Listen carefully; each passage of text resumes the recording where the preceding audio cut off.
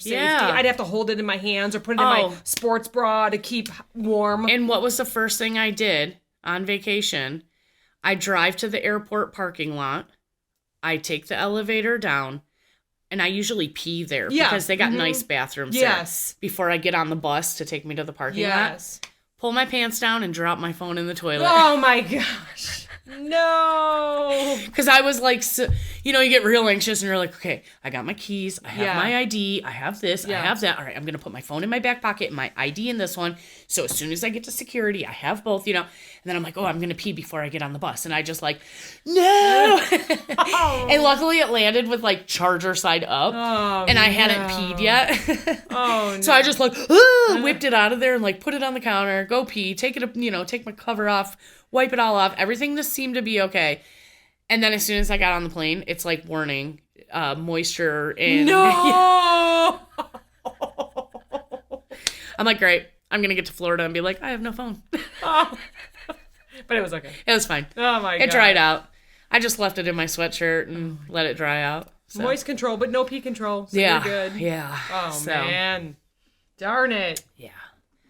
Oh, so anyways, I'll go back. I was shopping. And I realized that there's two types of people in this world.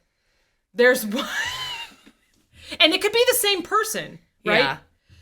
Yeah. So this gentleman at the register was very upset about something that was ringing up wrong. And he got very loud, and it made people turn to look at what he was yelling at. I hate people like that. Now I'm going to say this is why there's two types of people.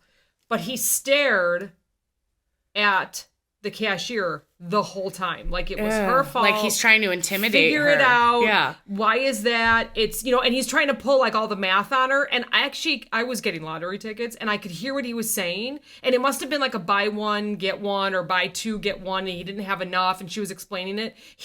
It sounded like he was wrong. Of course he was wrong. He's you know what I mean? Because he didn't buy three. And she said, well, I'm going to ring up this third one. Then it'll come up free, or it'll give the $3.33, like that, because it was probably 3 for $10 or something like that. He goes, I should not have to buy 3 to get them to come up as 3. And he's daggers at this cashier. And she's probably 16. Well, actually, this one was one that's been there for a very long time. So she handled herself good. She's like, listen, I'm going to scan a third one. You need to go back and get the third. He goes, first of all, I'm not going back to get another one. God. Send one of your baggers, with the hand flick. And he was an older gentleman. I mean, he was nicely dressed, but I was like, can you be a little nicer? Like, it wasn't like he was... nothing was wrong with him, disgusted. I guess is what I'm saying. Yeah, nothing was wrong with him. Like, I think he could have went and got it himself. He's and just know what I'm entitled. Saying. So that's one type. Then, not a minute later, I was still picking out my scratch-offs from the machine. I'm addicted to winning. Meredith's like, there's some good drama here tonight at the store. I think I'll just hang out by the lotto machine, see if I can get any more stories for the clopen. This one was a lady, also dressed nice, didn't look like anything was wrong with her. She didn't like the way something was getting rung up. And so not only is she staring at the cashier, but she's trying to pull people around her to agree with her. So there's two types.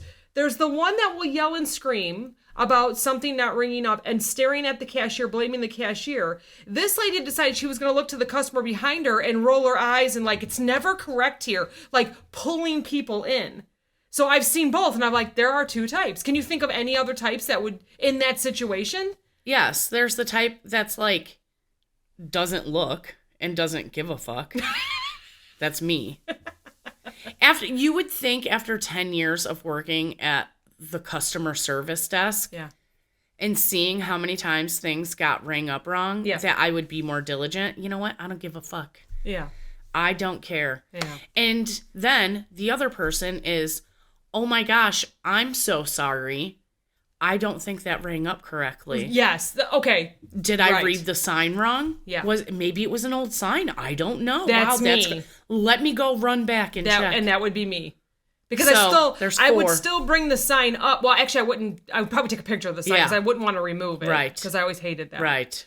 I take a picture and say, this is what was in the spot. And they will tell me, well, it was stocked wrong. And I say, no problem. No problem. I either don't want it, want it, and then I decide after that. If it need was it, gonna take it anyways. Yeah. I mean, you know. And really, that all depends on how much 3 for $10, buy one, get one. Right. How much money am I actually saving for me to have to go back, take a picture of the, usually it's like, it's whatever, 40 cents. whatever. Yeah.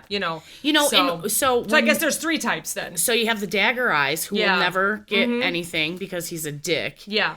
And then you got the Karen who just wants to complain. I call it everything. so you got dagger eyes and you got groupie. Like Groupie, wanting to bring everybody in. And then you got doesn't give a fuck, so they would never know anyways. Yeah. And then you have apologetic. The kind, yeah.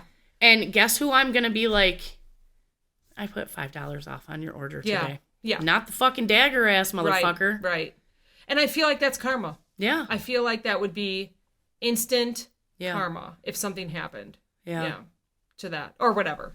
I don't know. So I was thinking about that. I'm like, there's definitely some different people. He's a mediocre white man. And then I was like, okay, as a cashier, what would piss me off more? Daggers? Or the woman trying to bring in the customer behind her that everything's always wrong at this store? Yeah, they would probably equally piss me off. Yes, okay, same.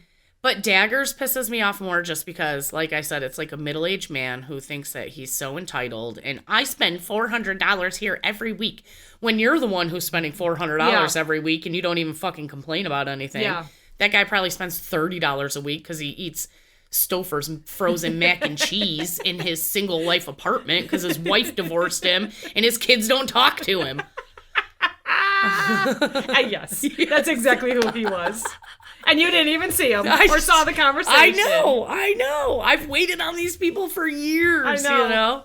Okay, so the fourth person, the kind one, would piss me off as well because they would probably stop my lane. Oh, I'm so sorry. Let me just go run back. And it's $500 worth of groceries that you have to put on. Well, I'm just ringing them consistently, but not really fast, depending on where the product is. And you hope it's not the last item on the belt because that's always what happens. And generally, you know what? No, I wouldn't. I would say, don't worry about going to check. I'm just going to change the price. Yes.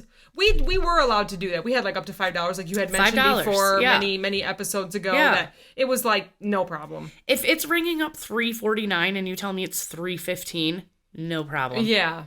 Probably got stocked in the wrong place. I'll call somebody later, or I'll go over there later and check. Now, and I know that's where we worked. I wonder how other places are. It is exactly the fucking same. Well, okay, so the place that I go to, it's not. It is. Because I'll say, I thought that was 2 for $7, and she's like, well, nope, it's ringing up for $3.51. I'm like, okay. Well, 2 for $7 would be $3.50. Oh, $3.50. I was testing your math. Well, if you bought 2, the other one would bring up at $3.49. You got the more expensive one. I was seeing how your math was today after Florida. Apparently I'm on top of it. You are definitely on top of it. I feel like any store, like, maybe they have to get a supervisor to come over and, like, okay it, but... Depending on the, Yeah. Like, dagger eyes, I'm not even going to bother. No, fuck no. Yeah. You got a problem, go up to the service desk. They can take care of you up there. Which brought up another thing. Did he go up to the service desk? So actually, she said... I'm going to ring the third one up. You go ahead and grab. And it pissed him off that he was told to go grab what he needed to go grab to make sure that it all worked out, like after he paid. So I thought, what do we say to customers that would still piss them off? So I found an article.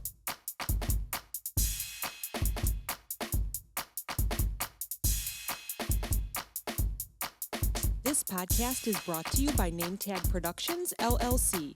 Entire podcast, unless otherwise stated, written by the hosts. Drums, written and performed by my son, Steven. The Clopen Effect, a retail podcast. If we have to be all in this together, we might as well make it fun.